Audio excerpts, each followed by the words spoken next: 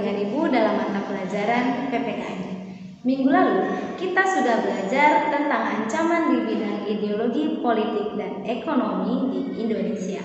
Tentunya Anda sekalian masih ingat seperti apa ancaman di bidang ideologi, politik, dan ekonomi. Hari ini kita akan menyambung materi kita, yaitu ancaman di bidang sosial, budaya, pertahanan, dan keamanan. Adapun tujuan dari materi kita hari ini adalah Ibu mengharapkan agar Anda sekalian dapat menggali informasi seperti apa ancaman yang terjadi di bidang sosial, budaya, pertahanan, dan keamanan di Indonesia.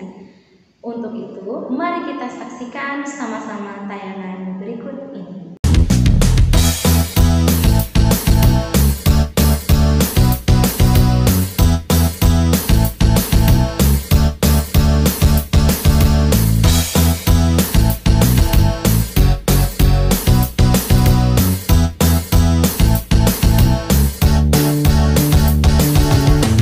Hari ini kita akan membahas ancaman di bidang sosial budaya, pertahanan, dan keamanan terhadap integrasi bangsa Indonesia. Ancaman di bidang sosial budaya. Ancaman yang berdimensi sosial budaya dapat dibedakan atas ancaman dari dalam dan ancaman dari luar. Adapun ancaman dari dalam didorong oleh isu-isu kemiskinan, kebodohan, keterbelakangan, dan ketidakadilan. Isu tersebut menjadi titik pangkal timbulnya permasalahan seperti separatisme, terorisme, kekerasan, dan bencana akibat perbuatan manusia. Isu tersebut akan mengancam persatuan dan kesatuan bangsa, nasionalisme, dan patriotisme.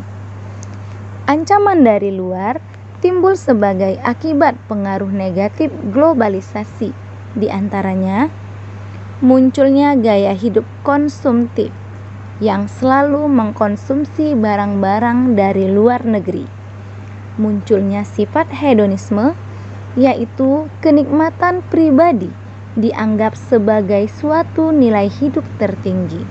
Hal ini membuat manusia suka memaksakan diri untuk mencapai kepuasan dan kenikmatan pribadinya tersebut, meskipun harus melanggar norma-norma yang berlaku di masyarakat, seperti mabuk-mabukan, pergaulan bebas, berfoya-foya, dan sebagainya.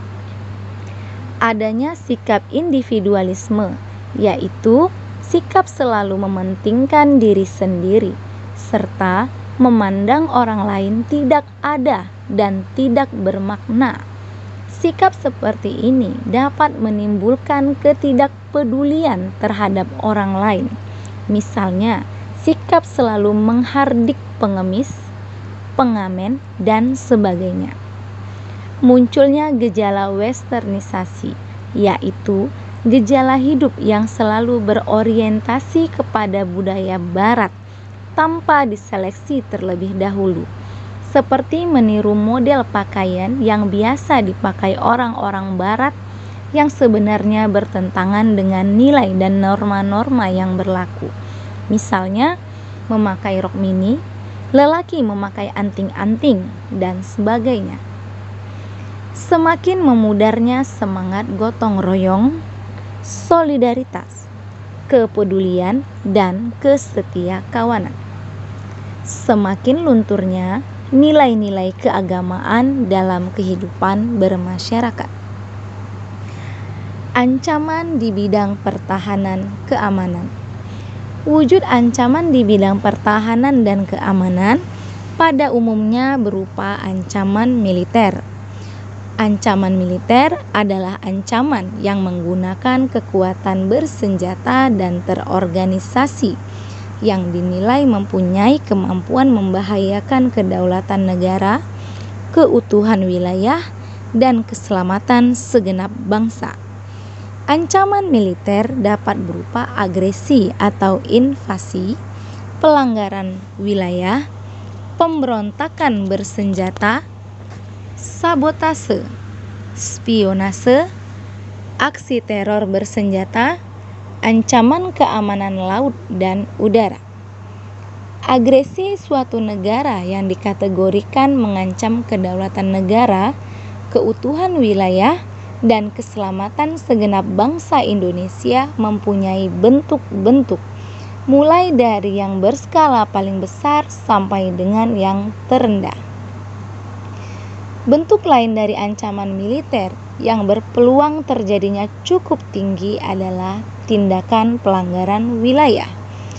Tindakan pelanggaran wilayah dapat berupa pelanggaran wilayah laut, ruang udara, dan daratan Indonesia oleh negara lain.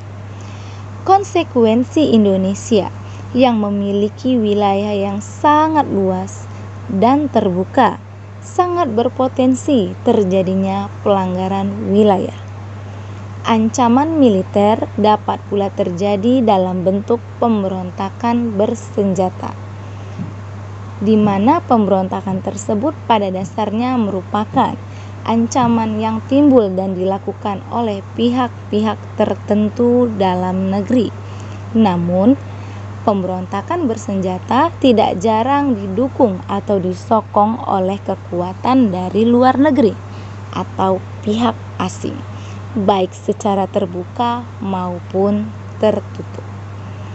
Pemberontakan bersenjata melawan pemerintahan Indonesia yang sah merupakan bentuk ancaman militer yang dapat merongrong kewibawaan negara dan jalannya roda pemerintahan Negara Kesatuan Republik Indonesia. Gangguan keamanan di laut dan di udara juga merupakan bentuk ancaman militer yang mengganggu stabilitas keamanan wilayah nasional Indonesia. Kondisi geografis Indonesia dengan wilayah perairan serta wilayah udara Indonesia yang terbentang pada pelintasan transportasi dunia yang padat, baik transportasi maritim maupun dirgantara, berimplikasi terhadap tingginya potensi gangguan ancaman keamanan laut dan udara. Bentuk-bentuk gangguan keamanan di laut dan di udara yang mendapat prioritas perhatian dalam penyelenggaraan pertahanan negara meliputi pembajakan atau perompakan, penyelundupan senjata, amunisi, dan bahkan peledak atau bahan lain yang dapat membahayakan keselamatan bangsa. Penangkapan ikan secara ilegal atau pencurian kekayaan laut, termasuk pencemaran lingkungan, juga merupakan bentuk gangguan keamanan di laut. Baiklah, adapun kesimpulan dari materi kita hari ini yaitu bahwa ancaman di bidang sosial budaya untuk negara Indonesia dapat berasal dari dalam maupun dari luar negara. Dari dalam negara, misalnya kita sebagai rakyat Indonesia tidak mau lagi belajar tentang adat istiadat dari negara kita sendiri, dan dari luar yaitu masuknya gaya-gaya dan pola hidup baru ke Indonesia tanpa disaring dengan baik dan benar. Dalam bidang pertahanan keamanan juga terdapat ancaman dari dalam dan dari luar.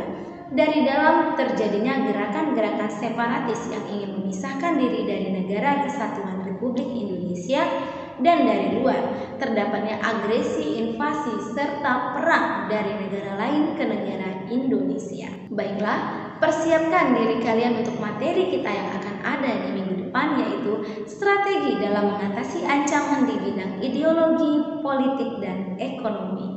Tak lupa Ibu sampaikan kembali apabila ada hal yang belum kalian mengerti mengenai materi kita hari ini, silakan bertanya jawab melalui Discord.